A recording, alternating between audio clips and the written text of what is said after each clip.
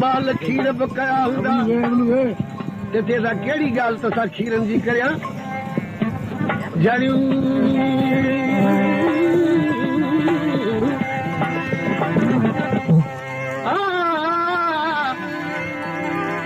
पयूं कोठा पलर पट में नभिए मान की मट में केड़ो मुसारक भर उहे खीर माल कया पयूं कोठा पलर पट में नभिए मान की मट में जल्दी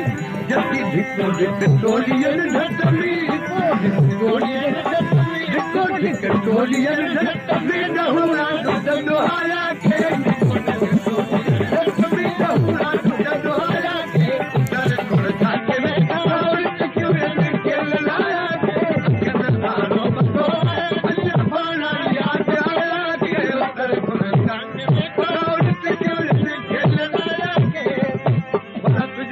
जी मिल्कियत छा आहे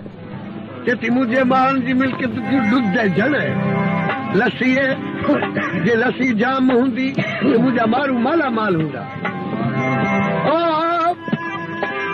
चेती पयूं कोठा पालोटनि में लस्सियूं मौजूद लोटनि में जॾहिं मौजूद लस्सियूं थींदियूं आहिनि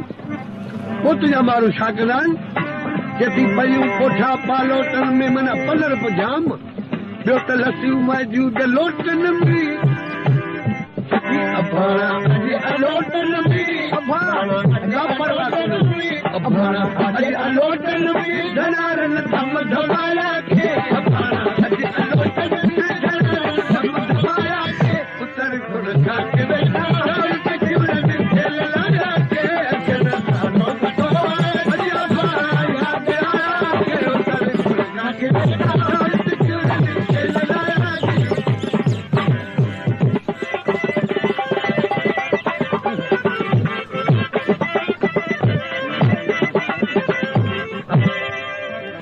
हिकिड़ो तो एॾो अज़ीम जुर्म कयो आहे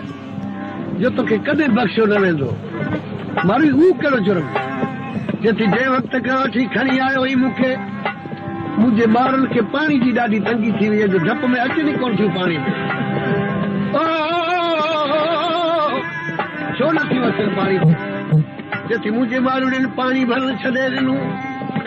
उमिरि तुंहिंजो फिटे अॼियो अथई पूछो गंगर गदियो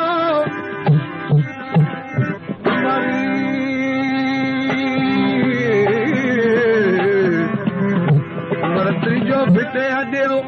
अथई पूछो गंगर गदियो छो थी पिटी मारी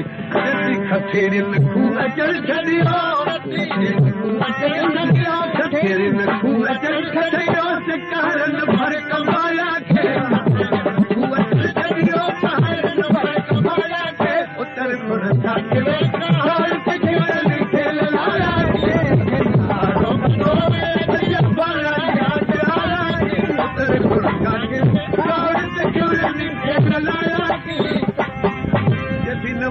सिंधीर तुंहिंजी मत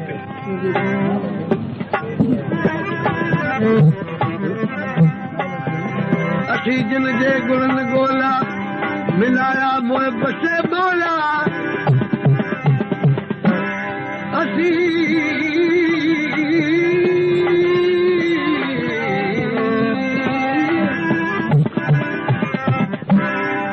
जिन जे गुणनि ॻोल्हा मिलाया मोए बसे ॿोला मिलिया लता अहमद अकेलोला लता अहमद अकेलोला लता अहमद अकेलोला के आगे अल्लाह गाया के